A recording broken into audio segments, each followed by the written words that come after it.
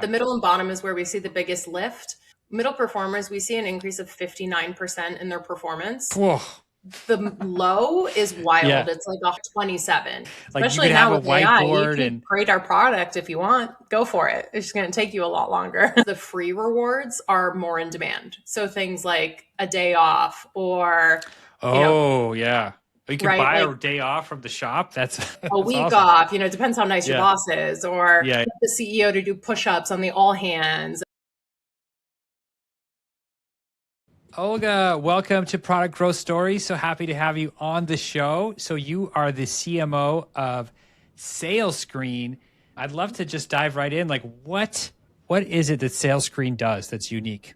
So we're known for sales gamification. Yeah. And basically what that means is we help sales leaders get consistent sales performance out of their teams. So solving that daily grind motivation, making sure we're tying that to all their numbers and just Yeah. helping them know that their number is coming. They're going to hit quota. Yeah. Love it. And I know, in fact, I know some folks whose business it is just to join other companies and help them start to have sales competitions and just to increase sales. So it Right. obviously works. So many people do this. How did you like, is there a specific area that you find where you find more customers because, or does this work for anybody with with a sales organization? I would say high velocity sales teams. So people who Yeah. are running a lot of the same activities over and over and over. So we work with a lot of call centers in the tech space with SDRs, the Mhm. insurance space, just working on selling policies, things that are mundane on the daily basis, but need to get done to make sure that you kind of hit that end goal is where we shine. Yeah. I mean, all of sales is a little bit mundane. So It has its perks too, but yeah, there's that's definitely true. some daily activities that can be tough to get through. Yeah. And for it to make sense, I'm just curious, does it need to be something that closes quickly? Or does this also work for longer term, harder sales that take maybe just think of like enterprise space, for example, you're Yeah. going to have a much longer deal cycle. Does it still effective there? As long as there's activity that needs to build, then we can help, Yeah. right? So it really just matters what is the different metrics that you're tracking along the way? What are the KPIs you're looking for? So especially with some of those enterprise sales, I mean, there's a lot of steps that you need to take up until Yeah. that. So no problem, and I think Yeah. that's, if anything, an even better use case, right? It takes a lot to Yeah. get from step 1 to 2 to 3 to 16 and so forth. So how do you keep up the pace? How do you run all of the outreach that you need to keep that deal going? Love it. And so I'm curious to hear like how did you guys first start? Like how did you start adding your first users versus like what are you doing now that the business is more mature to really help it scale up? So our company is based in Norway and Mhm. was founded in Oslo.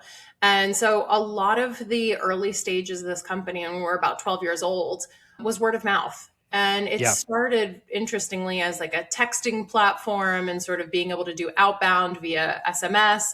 That turned into a motivation tool of just incentivizing reps to do the outbound. And then that turned into gamification. So Yeah. I think the word of mouth spread pretty quickly. It's a very different day and age now. Word of mouth still certainly helps. And that's where we get a lot of our Norwegian customers who have known us for so long. But when you Mhm. expand into different markets, you really have to change up the tactics. So many, many more channels. Yeah. And is there one that you are really bullish on right now in 2026? Like so many people that I talk to are telling me that they feel like email is more saturated, but at the same time, when things change, if you're not doing it well, it suddenly everything feels saturated. So I'm curious, like for you, what are you finding to be the most effective right now? I can't give you a silver bullet, right? And I Yeah. think that's the tough part with marketing. There's never any one thing. I think it's just how you change up the mix. So I would say emails are still there, but it's not where Hmm. I'm going to see my conversions that tell me my attribution, right? But I think one of Hmm. the things we're bullish on now is really shifting our thinking from search to LLM search and really Hmm. feeding the AEO machine and making sure that when people are going out and doing their research now, which we all know they're doing it without telling us, our information is there. But I think the rest of the mix is still around. We haven't really dropped anything. We've just de emphasized certain things and focused in new places. So I think making sure we are coming up in LLMs when the right questions are being asked is one of the more important things right now. That makes a lot of sense. Yeah. At some point, you start to feel like an investment manager. Right. You're Switching up your deciding. portfolio. Yeah, love it. And have you, like, as you've clearly pivoted a few times, how have you like refined the messaging over time? Yeah, so we've done a couple of ICP switches as well. So every time we do that, we've also had to sort of remessage and reposition and shift with the markets and where, Yeah. our customers are coming from. I think for us, it's really following the pain point. What are our buyers looking for? What is their current pain? And how do we speak to that? And making sure that each one of those times you're sort of staying within product market fit, right? So as long as we are solving their problem, the messaging should always be related to just what they're looking for a solution to get, and how do we speak to them and give them information without them needing our product, right? We can always educate them on the tactics. The product is really just a matter of automating it and making it easier for them. Yeah, I love this about SaaS because technically you could do any of it by hand. You know what I mean? Like Especially you could now have a with AI, you whiteboard can and create our product if you want. Go for it. It's just going to take you a lot longer. yeah. Okay, so this is something I'm hearing a lot that certain types of customers are now more demanding because they, at least on the enterprise side, I think there's more of an expectation that you should be able to do more custom work. Are you finding that for real actual customers that it's changing like what people are expecting? I'm thinking about, we had the SaaSpocalypse, right? That at least on paper made companies less valuable, but I wonder like how does it feel for you as a CMO? Are you feeling this? Yeah, we definitely get the custom work question a lot. And a lot of times it's also showing them our roadmap and being transparent about that. And like, this is what we're doing across the board. And in order to be able to do that, we can't do as much custom work as every single customer might want, right? So we also definitely take some of those things into account, see if it makes sense for the greater good, and maybe bring that into our roadmap. It really comes down to, how big of a deal is it worth it? Do we grow the teams in order to bring on that enterprise client? So it becomes prioritization. I don't know if we're getting it a ton more. To get is a lot of the small questions and bugs and things like that they expect to be done right away. Because, okay, every AI can just do everything. We think, yeah. So it's a speed question. It's a velocity question now.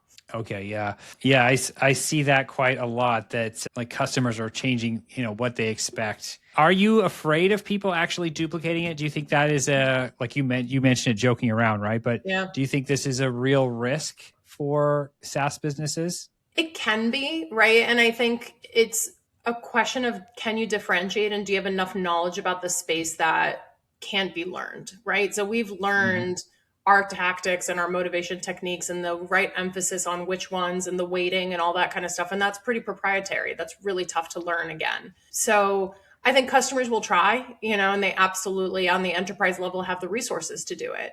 But at the end of the day, it's also, do you have the resources to do it for every department that's asking for that? And is this a priority for the entire organization? How do you, weigh that within your own organization? So there is a risk. It really depends on what your product is and how mainstream is it? And is it super easy to create? Is it, something that can be duplicated overnight? And if it can, in a way, you have to just find ways to differentiate against that. Like, sure, you're going to get a simpler version of what we can do. Here's how much more value you can get from an all-in-one product. Yeah. And I'm sure that there's a huge difference between seeing something or seeing a demo and thinking, oh yeah, that's simple user interface. I could do that versus knowing what you should actually do to make it, to get the end result. Like somehow this is not always captured. Or you can always recreate one element, right? And that is easy. It's the whole kit and caboodle of any SaaS product you're buying. You can probably strip away certain things and recreate them, but trying to put it all together takes a lot of time and upkeep. And the maintenance, I think, is something that people really take for granted. You can create all the tools, but they do have to get maintained. Yes. Yeah. I mean, so I can see how, and I'm just speculating, but I can see how if you're more smaller company, you don't have any resources, this idea of replicating something could seem like great. You're not going to be able to afford it anyway, and this helps you with your more risky, smaller plane close to the ground, survive. And then also enterprises where they have, once the Right. licensing fee gets to a couple times the salary, you start to, you're like, that's an engineer, can't they Yeah, just build yeah. this? But for everybody else, why would you take it on? Like, why would you do that instead of focusing on growing your own business? This is what I think Sometimes you have to every leave company things to the saves somehow. experts, right? And everybody's an expert in their space, and you weigh the pros and cons of investing that money, and ultimately it can be scary, but also if you can't sell the value of your product, you have other issues, right? That's So right. if you can figure Yeah. out that side of things, you shouldn't be too concerned. Yeah. So, okay, can you give me some of the secret sauce or give us some of the secret sauce? Like, what are the things that are surprisingly effective for motivating a sales team that you wouldn't think, other than the leaderboard? Like, Yes. what else really helps people take action when you wouldn't expect it? Yeah, and I think, you hear sales and most people think of like the wolf that just goes after it and the hunter, and these are Those all people are sort of, expensive. they're expensive, they It's hard to beat to get the their wolf. own drum. they Yeah. and they tend to place themselves on that leaderboard, right? The people who are Yeah. always on the leaderboard are always going to be on the leaderboard. That's right. And that's not where sales leaders need to focus, right? So never to say take them for granted, but those are the people who probably don't need as much motivation help. They're clearly self-motivated. Mhm. So lower middle performers, those are the people that really find a sweet spot in a variety of tactics, right? So everybody's motivated differently. It depends on what their personality's like. And it's always intriguing to me the types of things that they engage with. Like we have a lottery competition, which anybody can get tickets into. So like as long as you're running a certain level of activity or however you set up the competition, you can participate. At the end of the Mhm. week, you spin the lottery, which means anybody can win. So like the top performer doesn't have an edge. Mhm. And people really get hopped up on stuff like that, where they feel like even if I've had a bad week, there might be a chance for me to celebrate, and I can participate as long as I'm running some of that activity that's needed for this competition. Mhm. Or like we have a reward shop, and a lot of times the free rewards are more in demand. So things like a day off or, you know, Oh, yeah. You can right? buy Like a day off from the shop. That's a that's week awesome. off, it depends how nice your Yeah. boss is, or Yeah. get the CEO to do push-ups on the all hands. And so those are always Uh-huh. so funny to us to see what customers come up with.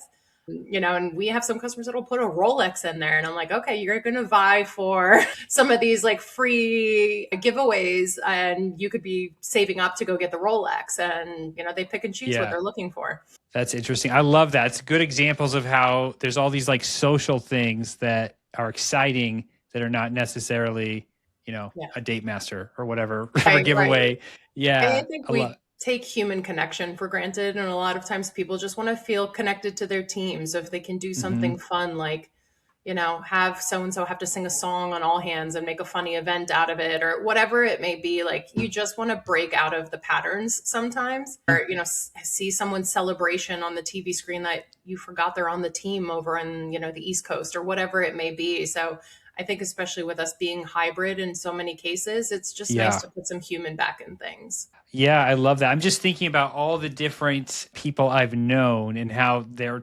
what motivated them was always so Mhm. unique. So Mhm. I imagine you really need some kind of buffet, especially a larger company, of Yes. different tactics that are going to be exciting.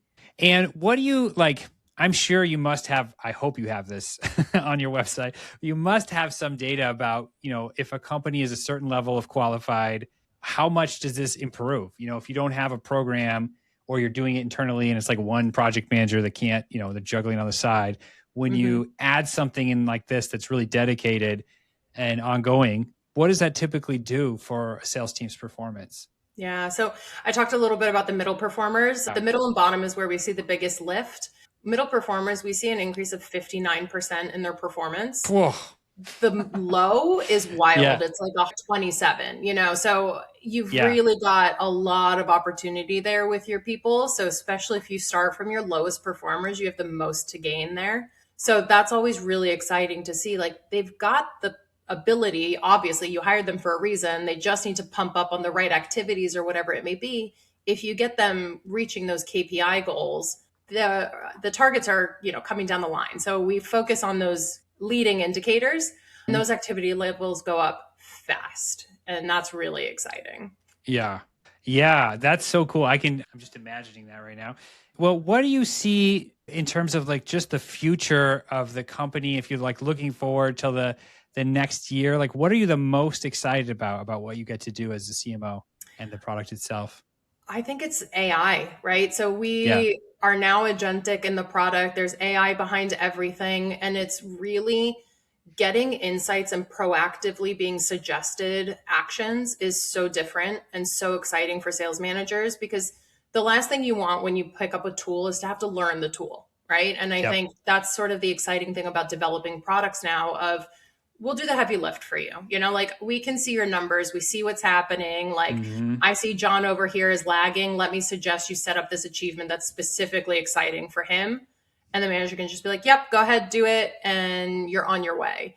So it really becomes, you know, everybody talks about the assistant, the sidekick, but in this case, it's very personalized to your team and it sees the Hmm. things that you might not have time to see or you just aren't in the data enough to capture. You know, Melissa over there had her best week. Let her know. And she'd just be Yeah. so excited that you even paid attention. But in reality, it's Scout, you know, like Yeah. needs to know that, but it's Yeah. great. Yeah, that's excellent. So you're also helping just for the overall sales enablement and those people in sales management roles to know, so they're getting the nudges as well. That's very cool. Absolutely. Building Cool. that human to human connection again, right? Because at the end of the day, that's what we're doing here. We want to make sure that our people are happy and Yeah. motivated. So the best thing you can do is get the sales manager out of the grind and out of the annoying one-to-one that's the same thing over and over and give them some insight that makes their people feel like they're really seen. I love it. Well, this is such a cool product and it's a very cool angle on how you're like where you're looking at AI, because I think especially with like remote teams and AI, it's nice to have Mhm. something where the focus is on actually connection. So I love that. Well, as we wrap up, what other advice could you give other marketers, there's so many SaaS folks that watch this show, so other people who are trying to get their product to really scale and Mhm. get more people interested? What is the number one piece of advice you'd give them as we wrap up? You know, I think the tried and true tactics don't go away. And as marketers, I think a lot of us think as psychologists and just really try and get into the psyche of our buyers. Like that doesn't go away. So having core messaging and value prop that you know is good and you trust and you've taken the time to think through is how you're going to proliferate all these other agents everybody else is talking about. So Hmm. you're going to scale by having like a very good core story and a core value prop that sings through everything else. And the channels are just the channels. You're mixing them up as you go. So I think never outsourcing that, not entirely to AI, right? You can get some help, Yeah, but yeah. Got to use your brain, your heart. That's right. Yeah. Well, I exactly. love Yeah, it. Thank you so much. absolutely. Thanks for having me. Absolutely.